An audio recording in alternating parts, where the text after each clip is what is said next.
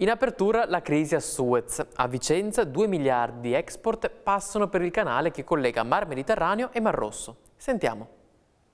Se la crisi in Medio Oriente rischia di penalizzare il Made in Veneto, terza regione italiana più esposta con quasi 6 miliardi di euro di merci esportate via mare attraverso il canale di Suez e il Mar Rosso, pari al 3,2% del PIL, a farne le spese maggiori potrebbe essere Vicenza.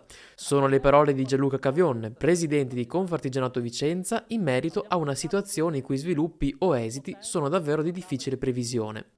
Di certo c'è che a livello regionale quella berica è la provincia prima in classifica, con oltre 2 miliardi di euro in prodotti che prendono la via dell'estero passando per le aree interessate dalla crisi.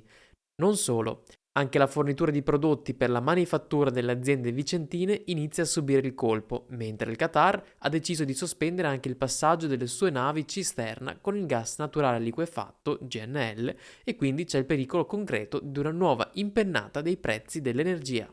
Ma è una grossa preoccupazione che abbiamo perché usciamo da un momento di crisi prolungato e non ci voleva sicuramente anche queste tensioni che ci sono in Medio Oriente. Auspichiamo che si possano prendere dei provvedimenti urgenti perché siamo molto preoccupati perché Vicenza è una provincia con la seconda provincia d'Italia per quanto riguarda l'export e questa crisi potrebbe creare delle situazioni di disagio con un aumento di prezzi sia delle materie prime ma anche per quanto riguarda la logistica.